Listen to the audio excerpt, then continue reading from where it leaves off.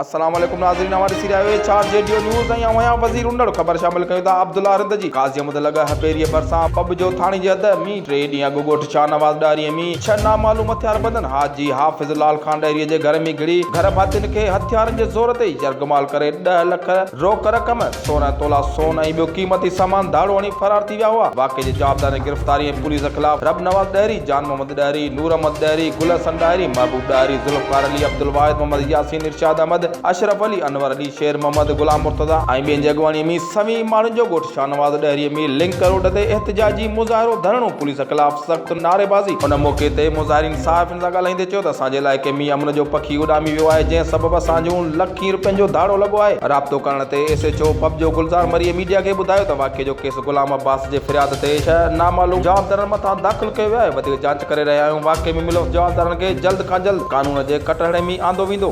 HR जेडियो news में फ़िलहाल एतिरो ई। वधीक ख़बरुनि अपडेट्स लाइ ॾिसंदा रहो HR जेडियो न्यूज़।